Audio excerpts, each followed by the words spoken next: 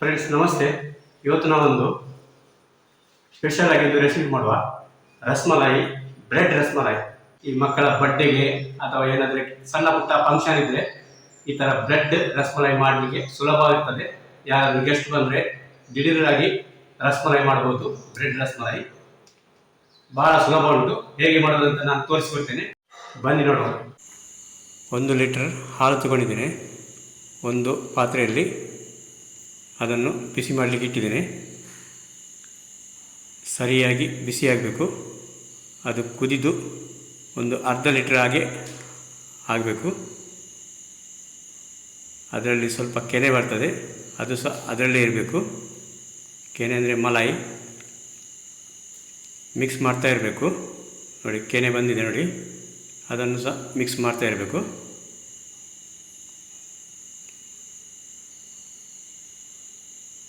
ಸ್ವಲ್ಪ ದಪ್ಪ ಆಗಿ ಬರುತ್ತದೆ ಹಾಲು.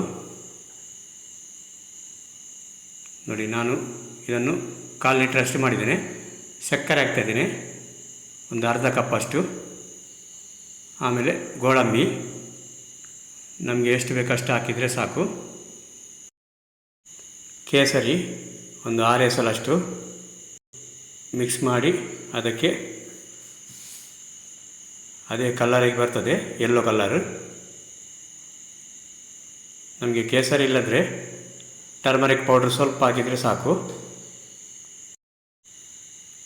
ನೋಡಿ, ಕೇಸರಿ ಕಲರ್ ಬಂತು, ಯೆಲ್ಲೋ ಕಲರ್. ಚೆನ್ನಾಗಿ ಮಿಕ್ಸ್ ಮಾಡಿ ಇದಕ್ಕೆ ಸ್ವಲ್ಪ ಏಲಕ್ಕಿ ಹಾಕುವ. ಏಲಕ್ಕಿಯನ್ನು ಸಕ್ಕರೆ ಹಾಕಿ ಗುದ್ದಿ ಇಟ್ಟಿದ್ದೇನೆ. ಅದನ್ನು ಹಾಕಿ ಚೆನ್ನಾಗಿ ಕುದಿಸುವ. ನೋಡಿ, ಇದು ರೆಡಿ ಆಯಿತು. ಇನ್ನು ಬ್ರೆಡ್ಡಲ್ಲಿ ರೌಂಡ್ ಶೇಪ್ ಮಾಡಿ ಕಟ್ ಮಾಡುವ. ರಸ್ಮಲಾಯಿ ಅಂದರೆ ರೌಂಡ್ ಬರ್ತದೆ, ಅದಕ್ಕೆ ರೌಂಡಾಗಿ ಕಟ್ ಮಾಡ್ತಾ ಇದ್ದೇನೆ. ಯಾವ ಬೇಕಾದರೆ ಸ್ಟೈಲ್ ಮಾಡ್ಬೋದು. ನೋಡಿ, ಈ ಥರ ಕಟ್ ಮಾಡಿ ತಗೊಳ್ಬೇಕು. ಬ್ರೆಡ್ ಯಾವುದು ಸಹ ನಡೀತದೆ. ಸ್ವೀಟ್ ಅಲ್ಲದ್ರೆ ಚಪ್ಪೆ ಬ್ರೆಡ್ ಸಹ ನಡೀತದೆ. ಸ್ವೀಟ್ ಬ್ರೆಡ್ ಆದರೆ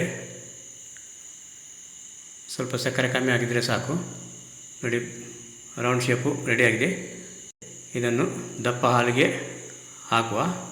ನೋಡಿ, ರಸ್ಮಲಾಯಿ ರೆಡಿಯಾಗಿದೆ, ಬ್ರೆಡ್ ರಸ್ಮಲಾಯಿ. ಇದನ್ನು ಪ್ಲೇಟಿಗೆ ಹಾಕಿ ಸರ್ವ್ ಮಾಡುವ.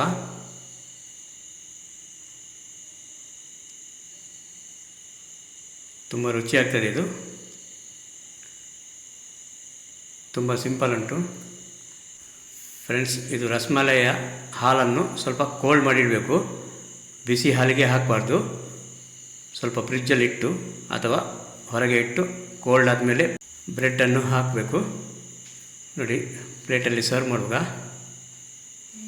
ಇದಕ್ಕೆ ಸ್ವಲ್ಪ ಬಾದಾಮ್, ನಿಮ್ಮ ಹತ್ರ ಯಾವುದು ಡ್ರೈ ಫ್ರೂಟ್ ಉಂಟು ಅದನ್ನು ಹಾಕ್ಕೊಳ್ಳಿ. ಈ ವಿಡಿಯೋ ನಿಮಗೆ ಇಷ್ಟ ಆದರೆ ಫ್ರೆಂಡ್ಸ್ ಜೊತೆಗೆ ಶೇರ್ ಮಾಡಿ, ಲೈಕ್ ಕೊಡಿ ಹಾಗೂ ಸಬ್ಸ್ಕ್ರೈಬ್ ಮಾಡಲಿಕ್ಕೆ ಮರೆಯಬೇಡಿ. Thank you.